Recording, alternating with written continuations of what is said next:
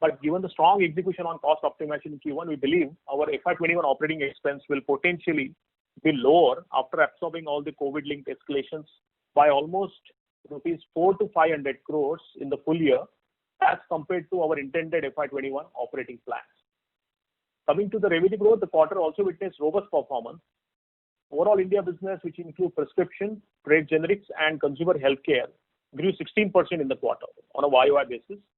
Our prescription business delivered 9% growth led by chronic therapies, which offset the subdued acute therapy demand and gradually recovering base hospital business. The trade generics business delivered strong adjusted growth of 46% despite lockdown and impact on the acute business.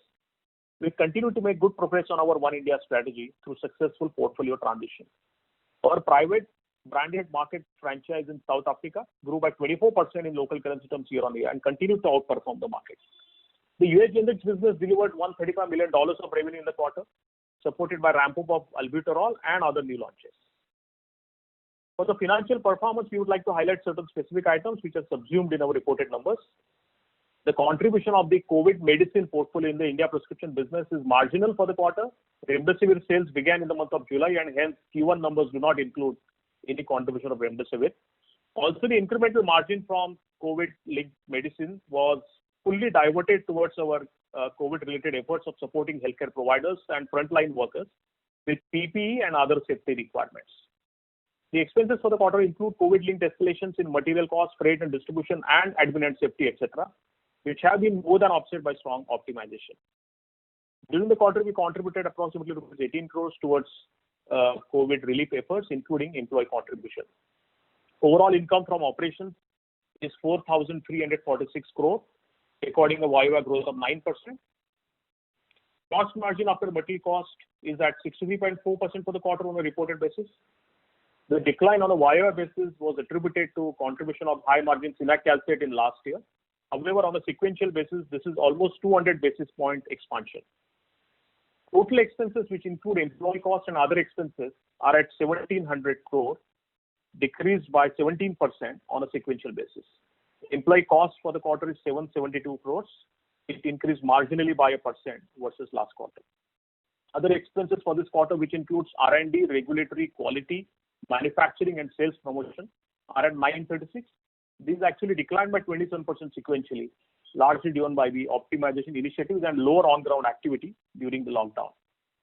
Total R&D investment for the quarter is 200 crore approximately, which is 4.6% of revenue. This is largely due to expected moderation in the R&D post completion of the Advair trials, lower clinical trials and other developmental activities due to the lockdown.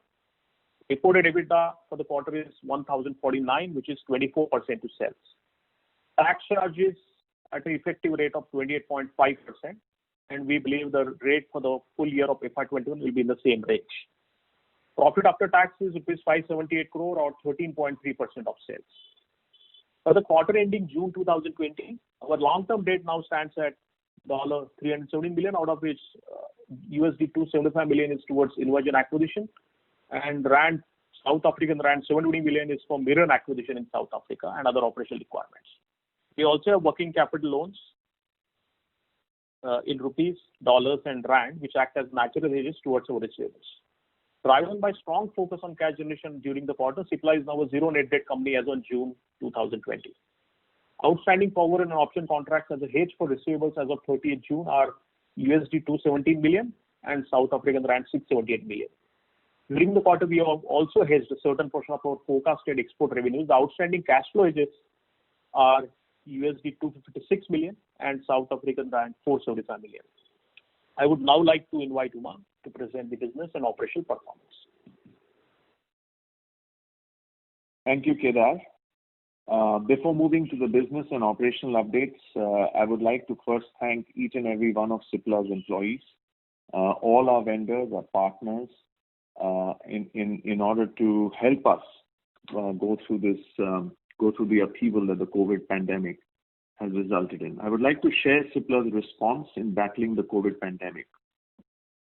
At Cipla, every one of us has been fortunate to have an opportunity to contribute significantly to a global cause and deliver on our promise of caring for life. Under our partnership with Gilead for Remdesivir, we launched Cipremi in July for India. In India, this product is currently being made available through the government and hospital channels with appropriate safety and regulatory protocols required for distribution. To help patients further, we also started a 24/7 toll-free helpline to disseminate safety and procurement information on our high-quality offerings, which included Cipremi, Actemra, Imelsat, which was hydroxychloroquine, azithromycin, and Ciphands. Our relentless efforts in supporting severe COVID patients included the supply of 20,000 plus vials of Actemra to 150 plus government hospitals and institutions. Recently, we also launched Ciplenza, which is Favipiravir, in India to expand our offerings to fight the battle against COVID-19. We continue to engage with physicians through multiple digital touchpoints, and we have retained top-of-mind recall through these times. We have also contributed significantly to their supplies of PPE and other equipment, which is required during COVID. We've also taken several company-level initiatives to ensure employee safety and support to their families. With that, let me come to the strategic updates and operational performance for the quarter. We commenced this quarter by establishing a strategic task force to deal with the challenges unleashed by the pandemic. Restricted business activity presented us an opportunity to reimagine our business models across multiple dimensions. The performance for the current quarter is an indication of the execution across these initiatives, the sustainability of which we will continue to drive as the trajectory of the pandemic evolves over the subsequent quarters. I'm extremely pleased to note the effort on cost management, resulting in significant spend optimization during the quarter and helping us drive the strong EBITDA that we've reported. In India, despite the COVID-related challenges, the progress in our One India strategy that we announced earlier continued to see seamless execution to integrate the three businesses of RX, GX, and Consumer. Coming to the business performance, we continued our strong momentum and have reported a market-beating growth for the fourth consecutive quarter now. We are confident that the momentum will continue in the quarters to come. India RX business grew at 9% on a year-on-year basis, supported by strong traction in chronic therapies, thereby offsetting subdued acute demand due to closure of individual clinics and the impact of slowdown on our hospital portfolio. We continue to deliver market-beating growth in respiratory, inhalation, and urology, despite the lockdown restrictions during the quarter, as per the IQVIA April to June 20 numbers. Cipla ranked number 2 in the market share of 7.4% in chronic therapies and grew by 7% as per IQVIA in April to June 20, while market grew at 5%.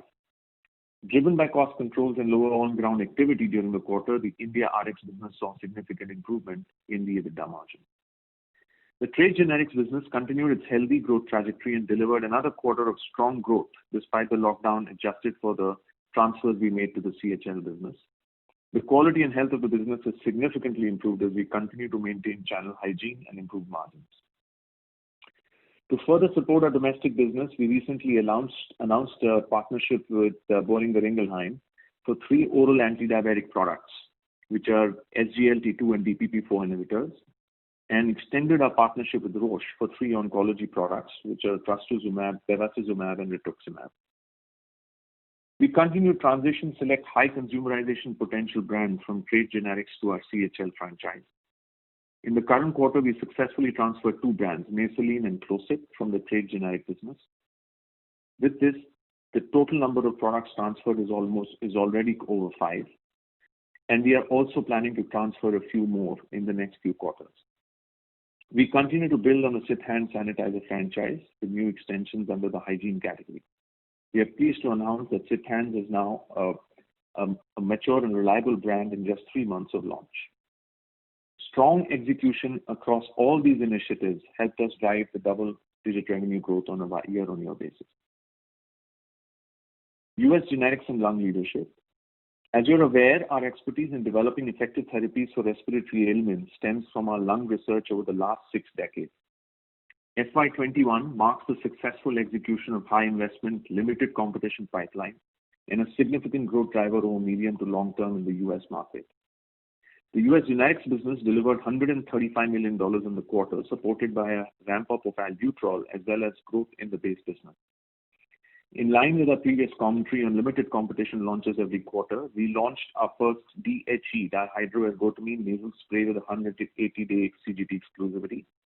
We are also pleased to announce another key approval of icatibant, PFS recently.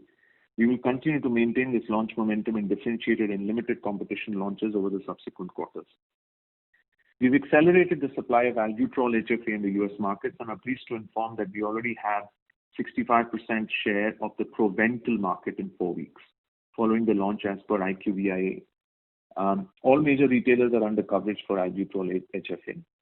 Across the 3 albuterol HFA products, which is Proventil, ProAir, and Ventolin, Cipla has 6.2% of weekly prescription market share in the total market and 8.3% of weekly prescription market share in the generic market as per IQVIA, ending in July 2020. Coming over to our emerging market businesses and our SAGA business.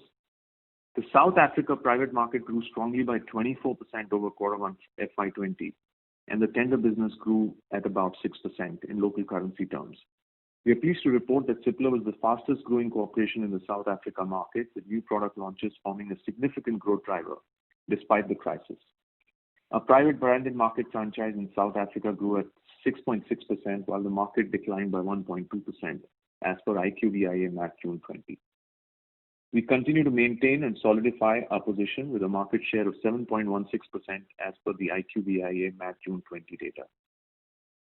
In the OTC space, we grew at 9.3%, while the market declined by 0.5%, and maintained and grew our market share of 7.65%. The emerging market business grew 50% year-on-year over Q1 FY20 in USD terms, supported by strong demand and base effect from the last year. The adjusted growth for the quarter was 10%. The European operations grew 9% year-on-year over Q1 FY20 in US dollar terms. The European operations were driven by market share gains in flagship respiratory products and key DTMs in direct-to-market and new introductions. We continue to drive new biosimilar and other partnerships with deals that we have signed for the emerging market. Coming to the regulatory update. On the regulatory front, we are working with the US FDA to comprehensively address the Goa observations. Our last and final update was submitted to the agency recently. We will continue to provide regular updates of the same in our quarterly communications and continue to remain focused on maintaining the highest standards of quality across our network.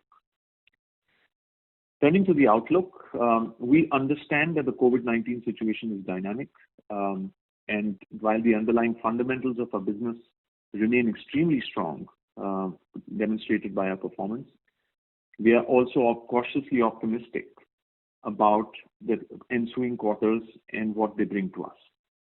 We are navigating the peak phase of the pandemic with sharp rise in infections which threaten the recovering healthcare ecosystem. Supported by the strong back-end operations and the front-end logistics, we continue to approach the coming 1 to 2 quarters cautiously as clearer demand patterns emerge from our market. Across our operating geographies, business units are actively reimagining their models to transform in the next avatar. We are witnessing a significant traction against digitally efficient means of engagement, which cuts across markets and functions, identifying product market opportunities as a direct-indirect outcome of the pandemic. We are developing and building sustainable, leaner models built on a strong cost focus. And there's a fair amount of focus on automation and process simplification that can support more informed decision making. Balancing growth while maintaining cost leadership is going to be the mantra going forward for our businesses across the world. Our India businesses will scale across the 3-pronged strategy of RxGX and CHL, and our One India strategy will continue to drive the quality of revenue growth and health metrics. In South Africa, we will continue to maintain leadership across the private and OTC markets. And on the US generics business, we shall continue to build a respiratory franchise and solidify our position as lung leaders globally. We continue to engage with the US FDA for the approval of the filed Advair product. Our partner for an inhalation asset will respond to the FDA later this year on queries that they have received. We are looking at healthy launch pipeline for the next year and have already seen traction across the recent launches that we have had. We will continue to keep our facilities in a state of compliance and control. I would like to thank you for your attention and will request the moderator to open the session for Q&A. Thank you very much. We will now begin the question and answer session. Anyone who wishes to ask a question, you may press star and 1 on your touchtone telephone. If you wish to remove yourself from the question queue, you may press star and 2. Participants are requested to use handsets while asking a question. Ladies and gentlemen, we'll wait for a moment while the question queue assembles. Anyone who wishes to ask the question, you may press star and 1. First question is from the line of Saion Mukherjee from Nomura. Please go ahead. Yeah, thanks. Thanks for taking my question. Umang, just two forward-looking questions on India and US on the growth trajectory. How do you see US, Proventil particularly ramping up? You mentioned about 65% market share, but are you able to take market share from the other albuterol brands? And what's your target market share of the overall albuterol market? And if you can generally comment on growth outlook for the US. And similarly on India, I think the growth has been one of the best of 9% in the branded market. Do you see these range of antivirals and COVID-related products that you have recently launched will be a meaningful contributor to revenues going forward? Yeah, so let me take the India question first. I think on India, looking at the caseload that we are going through as a country, I think that there will be perhaps continued momentum for some of the products that we have been selling. Also, the monsoons here, the rains, though the season is limited, I think there will be a little bit of a viral outbreak as well. So we are well prepared for the India business. I think we hope to see momentum continue here. Saion, we also had a low base effect for our RX business last year, so just keep that in mind as well when you look at our results. But overall, I think we see a momentum continuing for the India business. We are seeing a decline in hospital sales, and we had a fairly large share of the hospital market. But we're beginning to see that that hospital procedures and to some extent surgeries are now coming back. Possibly not at the same rate that they were before, but I think we see them recovering over a period of time. So yes, I think quarter 3 momentum in India hopefully should continue, and we're working towards that. On the US, the 65% is just the Proventil market share. It's not the total category. But Saion, our belief is that there's a large share of this market that still writes albuterol generically. And that we do believe that that there will be that albuterol as a category and not specifically as a brand substitution is a thesis at play. I can't give you details on how much volume and our targeted market share, etc. is, but I believe we have capacity and the cost position to compete in this market. Thanks, Umang. And just one more question, if I can. To Kedar. Kedar, you mentioned about 400 to 500 crore lower operating expenses compared to what you had initially budgeted. In this quarter itself, we have seen 200 crore. It appears to me that there is some savings beyond the pandemic. Will it be possible for you to quantify that? Yes, there are 2-3 components, Saion. First, obviously, the activity on the ground itself is lower across various functions and businesses. And secondly, I think this forced the entire industry, not only us, to think about a reimagination of operations and business models. And in our view, we have done a pretty decent job at it, be it digital, be it supplementing the current state of operations for virtual engagement with customers and channel partners, and multiple other initiatives, Saion, have offered us a way to run the business in a different model. So I think these 2-3 components have come together to give us that leverage, and that's where we feel that we will have that kind of benefit this year. Yeah, no, basically, what I was mentioning is that there is a forced benefit because of the lockdown. Now, let's say next fiscal year when things normalize, I mean, this base that you would form, you would grow at a normal rate from this base, and there won't be a step jump as you open up. I mean, there is an element of sustainability in this. That's what I was trying to. Exactly. So I think that element, which is linked to reimagination and a different way of running our operations and commercial geographies, that would sustain beyond the pandemic as well. You're right. Okay. So you think 20% plus EBITDA margin is sustainable? I mean, with all these initiatives.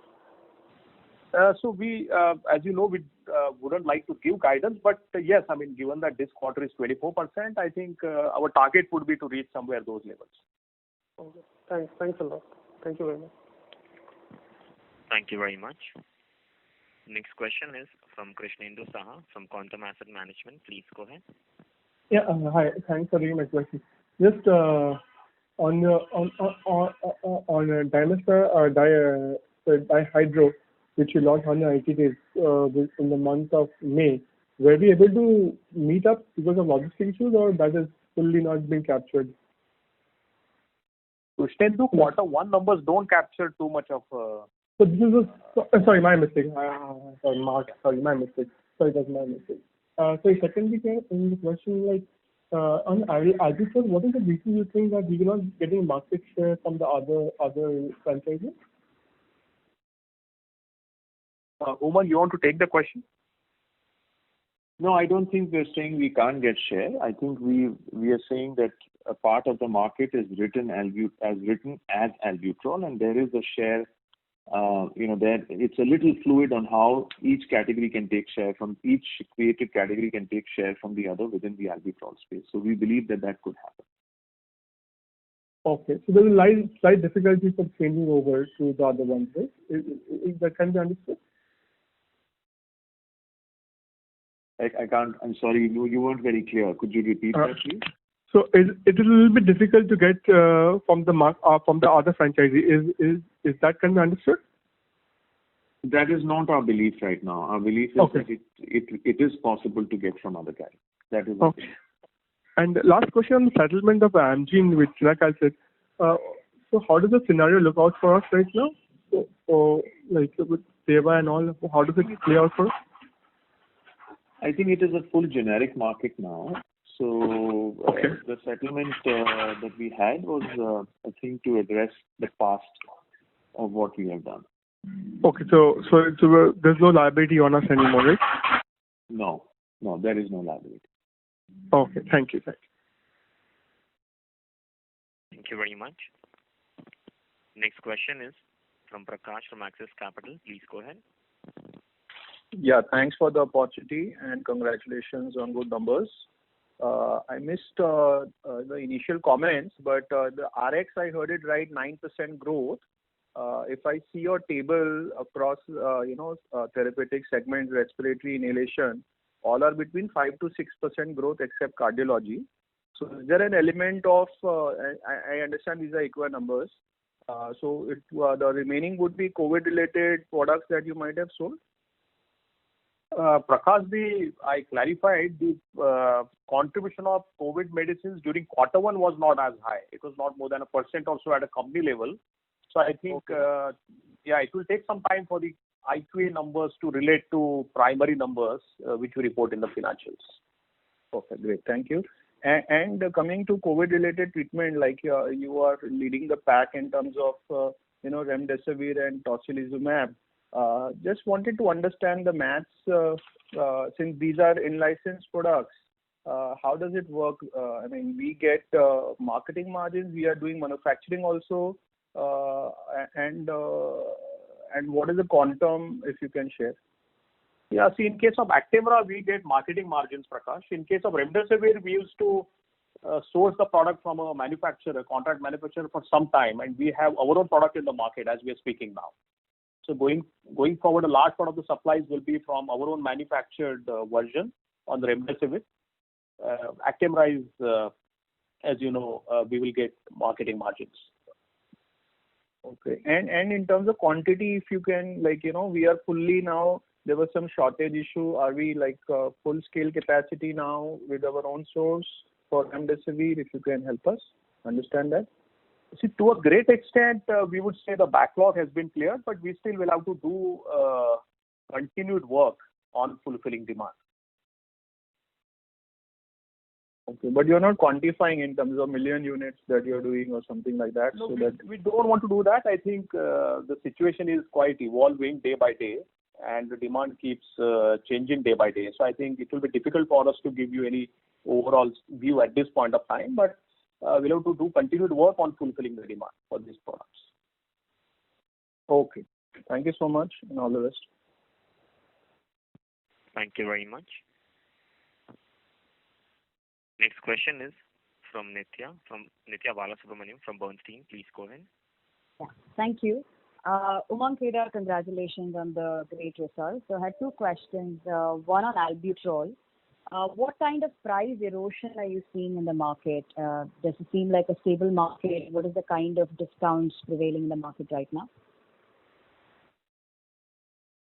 Nitya, the market, from what we understand, is largely stable. There hasn't been too much of a price decline. I think from maybe from a 2-3 month prior to our launch, sort of a setting till today, I think prices are down by about 25 to 30%, but still very, very respectable.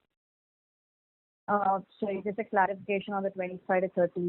You're comparing this against the brand prices. This is against what, let's say, a Provera or a Ventolin is selling at? No, I think this is more from Jan.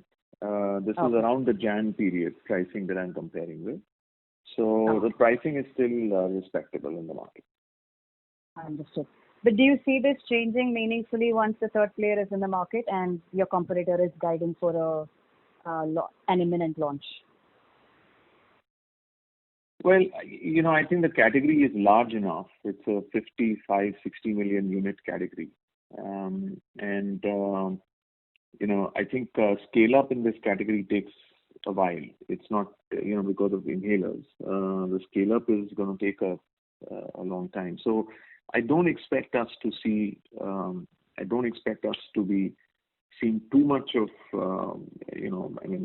I think the scale up, the volume, and the price mix equation will play out the way we think it will in this market because there's a huge volume and there are units as well. So the good news is that there is nobody that we know of other than another competitor who's going to enter. But we will. The market price is the market price, and we will respond to it. As I mentioned, we have very strong cost position here, and we also have a large enough capacity to make this. Understood. Thank you, Umang. My other question was on the gross margins. Maybe Kedar, you can help me here. If you look at the business mix in this quarter, it's actually pretty favorable. You've got India doing well, emerging markets is doing well, and Proventil is also scaling up as we speak. Shouldn't we have seen a slightly higher gross margin than what's being reported? Is there anything that we are missing? Is there any one-off in the line item that we are not seeing?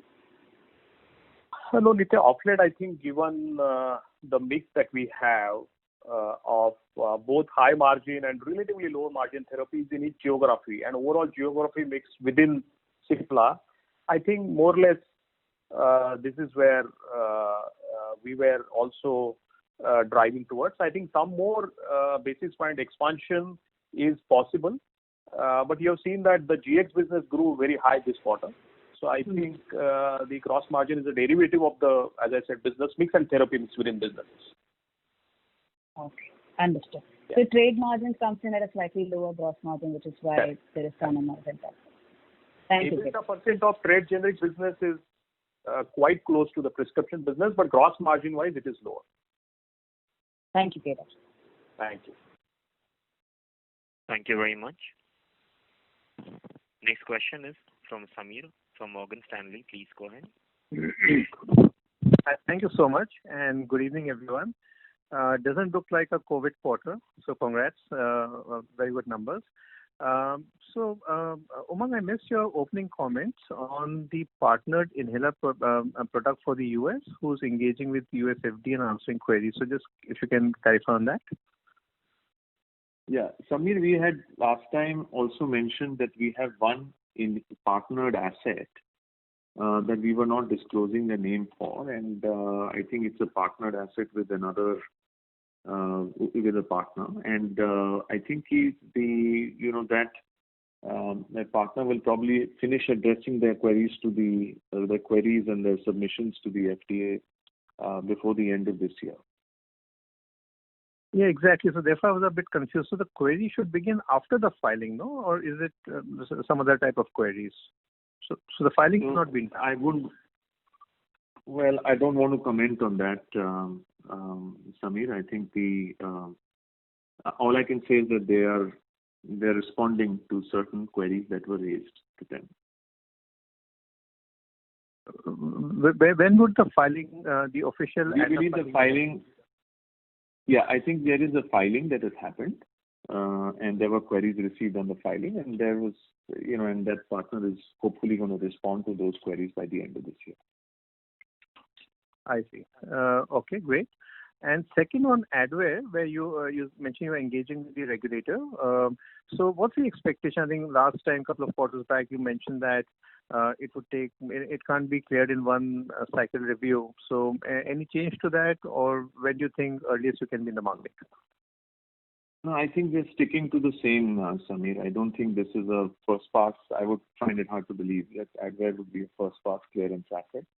So we had guided that from our filing, it could be 18 to 24 months, and we are holding on to that.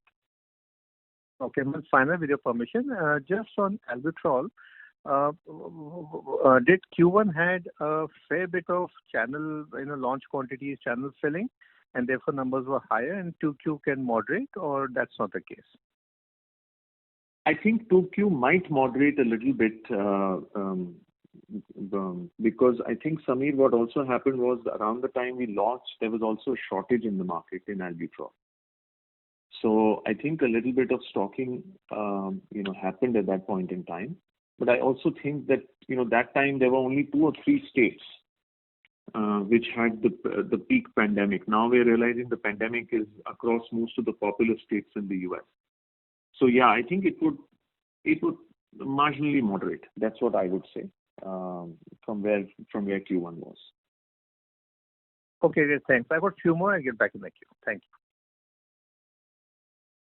Thank you very much. Next participant is Neha Manipura from JP Morgan Chase & Company. Please go ahead. Thank you so much. Umang, in your annual report, there's a comment about, and I think you've mentioned this several times in the past, about calibrating your, US investment. As we now, reset our base over this year with ProAir, do you think it makes sense to broad base our, launch pipeline like some of our peers have done to capture increasing share that comes out of the existing product portfolio? Yeah, I'm sorry, I didn't quite get your thought. I think I had a weak connection. Could you just repeat that, please? Sorry. Sure. So in your annual report, there's a mention about calibrating your US investment. Now that we are resetting our, US sales, with Albuterol, do you see the need of sort of, broadening your launch pipeline for next year, having more number of launches other than the differentiated launches to continue, double-digit growth in the US? Yeah. So I think, let me clarify, Neha. I think the first thing that happened was that we had a very large share of Advair in our expenditure. So, if I was to look at this last year, Advair itself was almost $30 million plus.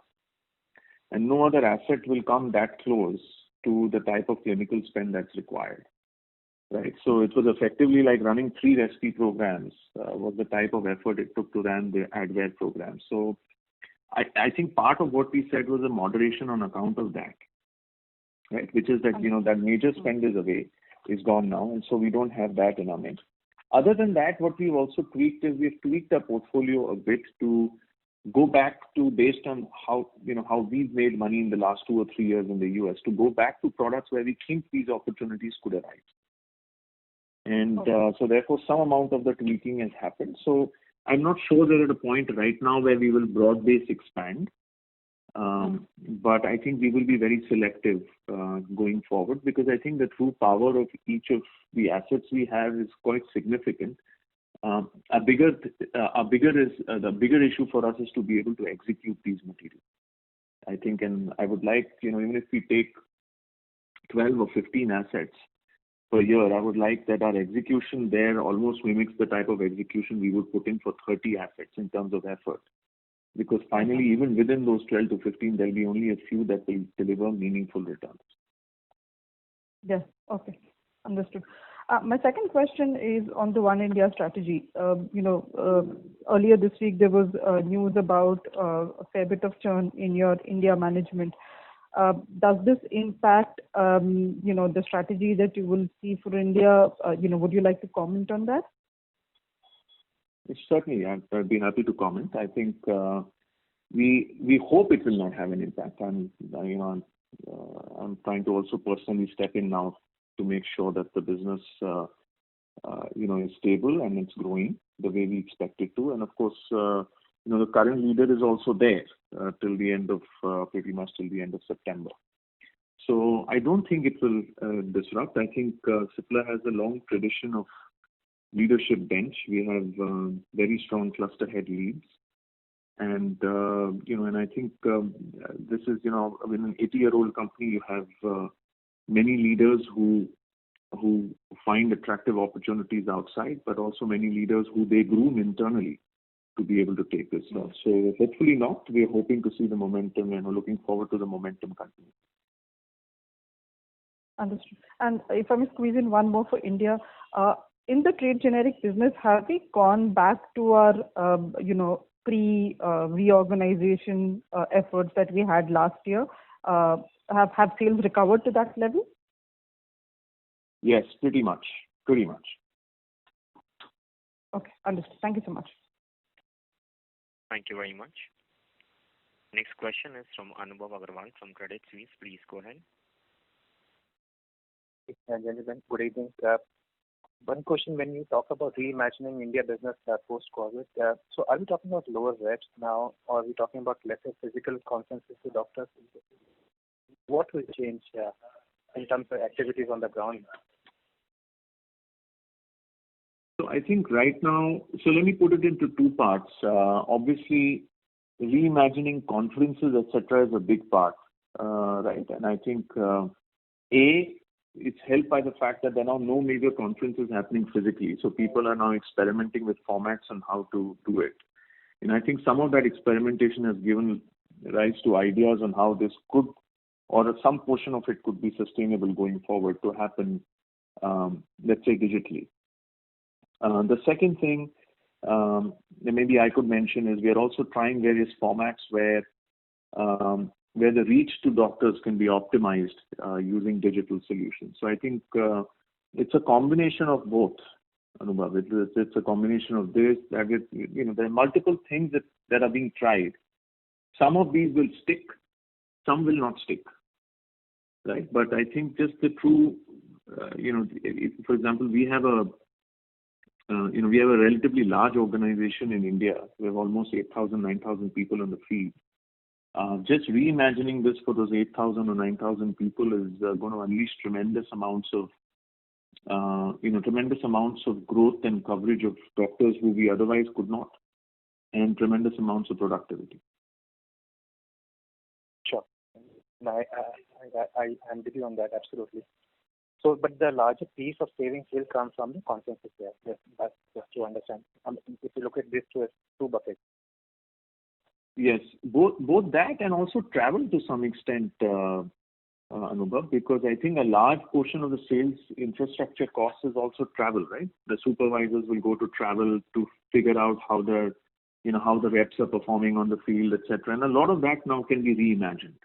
So it's conferences, it's also the reach model to doctors. So all of it is in the mix. At this time, if your question is how much of it will stick, I can't give you a very credible answer, but we're trying multiple formats to see what will stick, and we want to stay with that. Sure. And the second question was in the South African market, very strong growth actually. So can you just think, let's say, is there anything, the portfolio would have largely remained same. So this quarter, would you say was an exception? I'm talking only about the private market for us. Was this quarter an exception, or this whole year we can look at more than 15% kind of growth in the South African market in the constant rate? So two things are happening there, Anubhav. I think some portion of the growth would be exception, but we are hoping to see healthy, very high senior or double-digit growth for our private market there as well, right? But I think this quarter is slightly more because I think maybe there might have been a base effect of the last year. But also the other thing that's happening with the health authority there, the SAHPRA, is that they are also trying to expedite approvals for a lot of the products, and they are running a program which is trying to get more and more products approved which were backlogged earlier. So I think we are hopefully also going to benefit with that. Sure. Okay. And just lastly, any more SP filing for this year other than the partner product that you talked about? That is correct. Well, that's already been filed. I think the partner is going to respond to queries. But this year, no. We will be starting clinical trials on 2 more products this year, but later half of the year. Okay. Thank you. Thank you very much. Next question is from Girish Bakru from Bank of America. Please go ahead. Yeah, hi. Thanks for taking my question. Great set of results, Umang and Kedar. First question on actually Remdesivir. I mean, do we have a broad assessment of what is the current demand? I understand COVID numbers are increasing, but what is the unit demand overall in the market? I think overall, the unit demand right now is far in excess of the capacity in India. So let me start by saying that. However, I think on Remdesivir now we are aware of at least 6 players who are going to sell the product in the country. So if you accumulate capacities across these 6 players, my belief is that this product will not be capacity constrained, give or take another 2 weeks or 3 weeks. So I think Remdesivir will significantly reduce the shortage on Remdesivir. Right. And would it be fair to assume, let's say, most of the severe patients will have this product in their treatment protocol?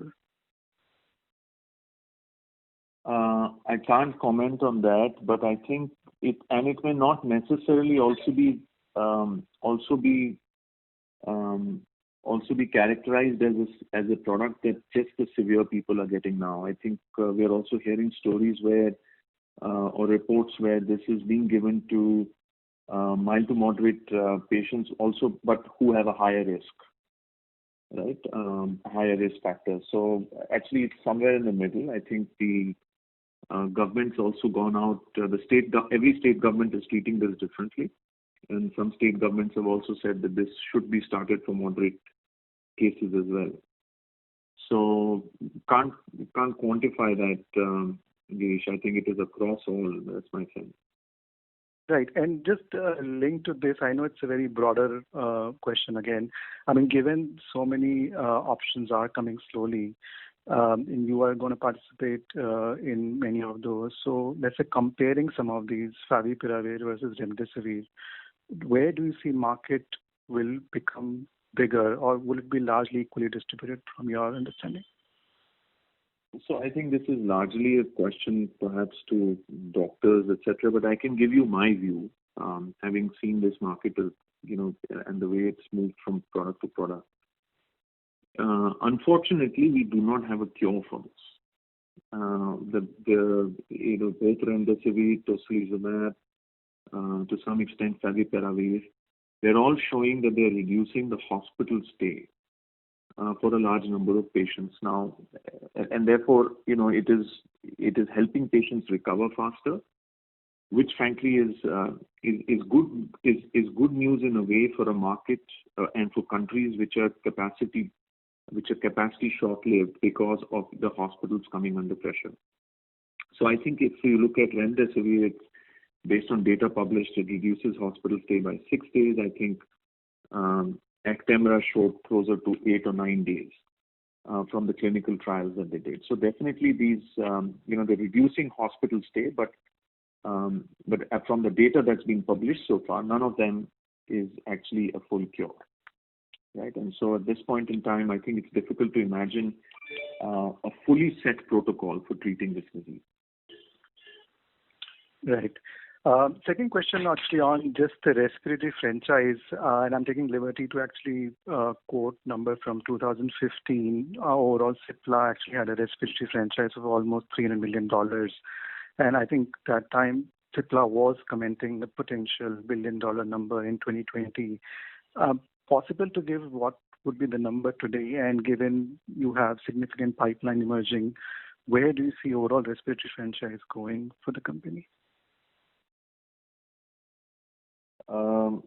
We have the numbers. I'm not sure we'd want to be as public about these in terms of where we see it going, right? But I'll just say this, that across the world, the US, Europe, emerging markets, and India, we expect to solidify our leadership in respiratory. And we did some data analysis, and across the world, we are the second highest seller of inhalation products. And GSK is number one. We are number two. And we want to solidify our leadership position. So, in terms of numbers, we're not commenting, but a large portion of our capital allocation and resource decisions will go to the respiratory franchise. Right. That's helpful. Thank you, Umang. Thank you very much. Next question is from Shyam from Goldman Sachs. Please go ahead. Hi. Thank you for taking my question. The first one is just a clarification on the fourth quarter comment of about 2 billion of delays that we had because of logistic issues. So we have booked that in the first quarter, right? All of that has come through this quarter. Shyam, actually, what is happening is because of the COVID or otherwise, I think the transportation schedules are in the process of getting back to normalcy. So I think some part of that got spilled over to quarter two also. So 30th June spillovers are also relatively higher than what they are usually as at the quarter end. So to answer your question, what we had as at March end, probably not more than half has come into quarter one. Less than half has come into quarter one. Got it.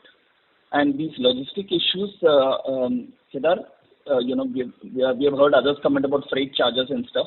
Can you just understand what is happening there on logistics specifically?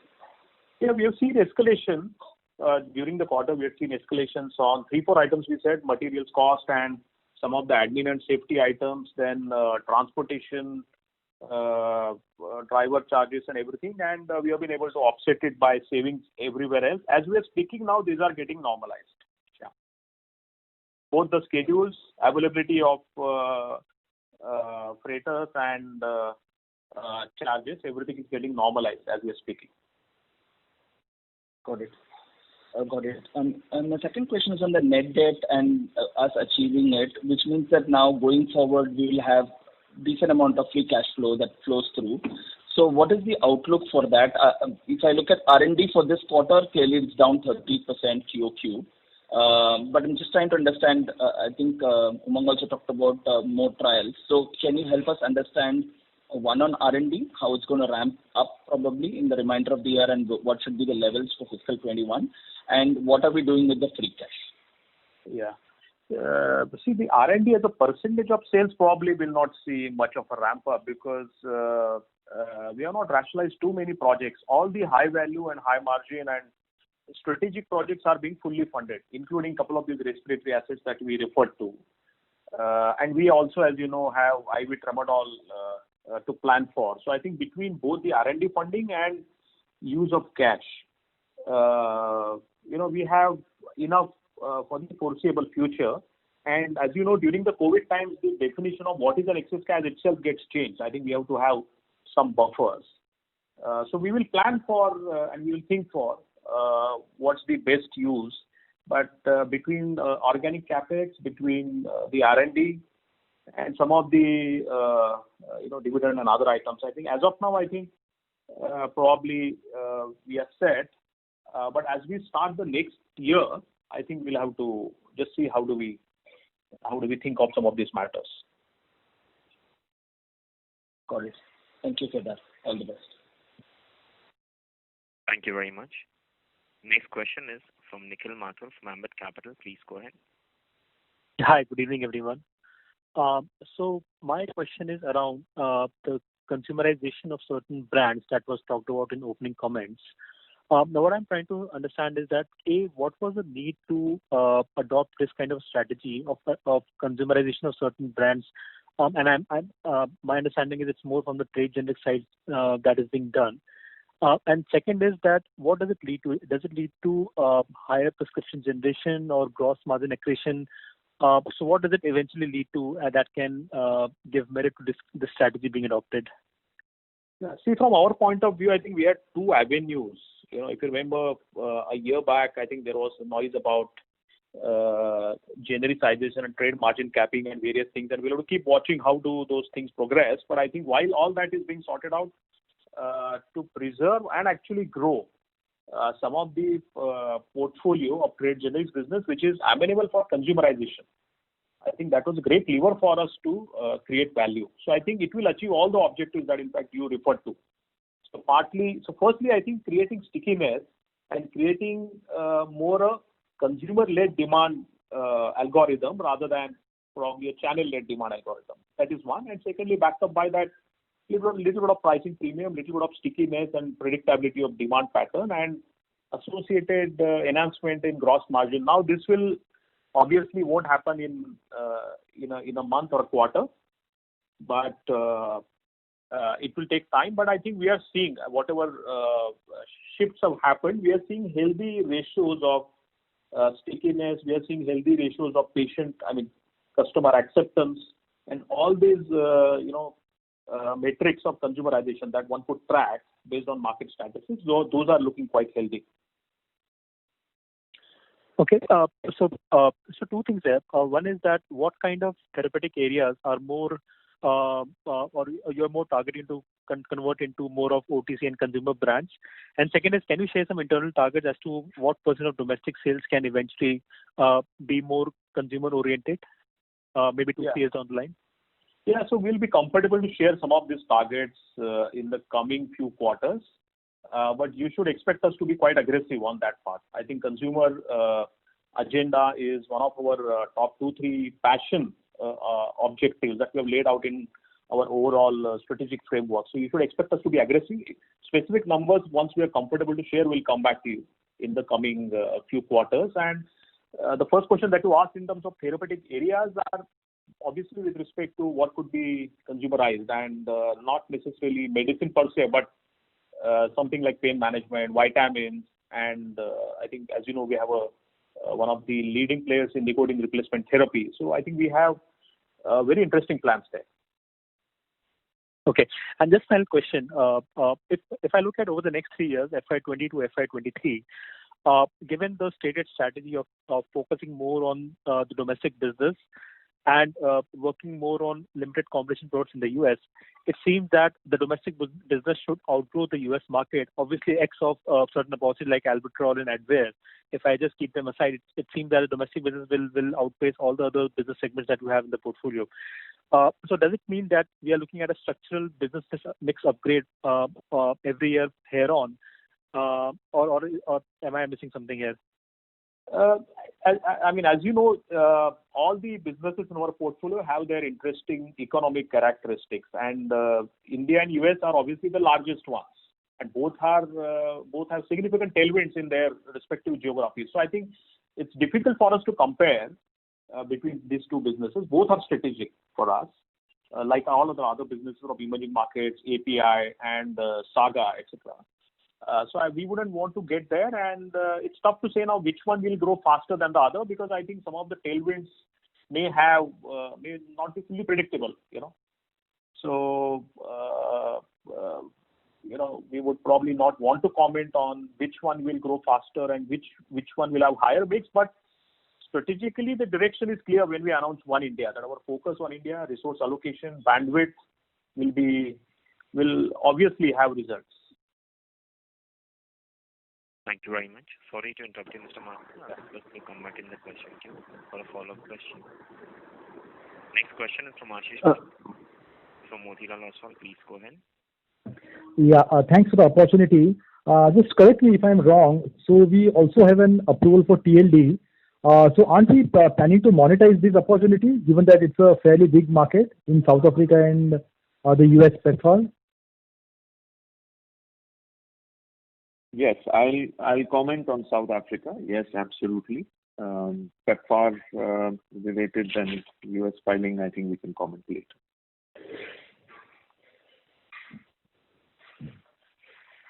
No, sir, I didn't get you. You said you'll be planning to monetize in South. Yes, sorry. Yes, for South Africa, yes, the monetization of TLD actually has already started, and it will continue. And for the US, of course, it's an IP product, so I don't want to discuss any of it right now on this call. Okay, fair enough. Just one more question on these cost of the APIs. So we were hearing from a lot of guys that the API companies have taken a steep price increase in Q1, and last week onwards, it's been coming to the news that the Chinese guys are now taking a steep price cut in the KSM. So any views here would be very helpful. Some of this is still evolving, and while this price increases or the recent price decreases that you referred to, what we've seen is that does not happen on the entire portfolio. That happens on select molecules and select APIs or KSM. So actually, while they impact our bottom line either positively or negatively, I think usually overall basis, the sensitivity of this decreases or increases is not very high unless it happens at a portfolio level, which is very rare. Mm-hmm. And what would be the kind of inventory we might be maintaining with us? Yeah, we do maintain on an overall basis. We do maintain more than 5 months. That includes everything. That includes API, KSMs, excipients, finished goods, work in progress. So I think all put together, company level inventory holding is roughly little more than 5 months. Okay, great. Just one last question, if I may squeeze in. On the hospital side of the business in India, on the anti-infective portfolio, are we seeing good enough ramp up coming in the sense that is there a pent-up demand visible now? Not as yet. Not as yet. We have not seen that coming up, but it is marginally better than before, but we are not seeing it coming up. Okay. Thanks and all the best. Thank you. Thank you very much. Next question is from Nitin Agarwal from IDFC Securities. Please go ahead. Thanks for taking my question. So two things. One is on the emerging markets. You mentioned about some more biosimilars being licensed. Now, how are you seeing this? What next to 3 to 5 year view? How do you see yourself placed in this whole emerging market biologics opportunity, given the strategy that we've adopted? No, I think each one of these can be fairly meaningful for the country because biosimilars are typically bigger products. And some of our competitors have actually shown that these franchises can last for a long time and are demonstrably contribute. And also what we have seen in South Africa is the same experience, which is a large, deep market for us as well. So our plan is to take this to some of our large emerging markets, which is where we've been trying to get and leverage as many biosimilar products across the across the countries. And I think that is what we're doing. But you're right, it will take about 2 to 3 years for these to unlock. The good thing is a lot of these filings have been made or will be made by the end of this year, and most of the partnership agreements are all concluded. But Umang, how do you see the market in these for some of these larger opportunities in some of these larger markets? Is it going to be actually these kind of partnering opportunities really available on the tap, literally for multiple players to sort of participate in these opportunities, or are these going to remain like limited competition products across markets? I think that they're going to be limited by time on the emerging side. Because what has happened is that the number of people offering a biosimilar has gone and increased significantly. So there are lots of people who have biosimilar products now, and I think it will, from where we were about 3 years back to where we are today, I think the number of people supplying these treatments has gone up quite significantly.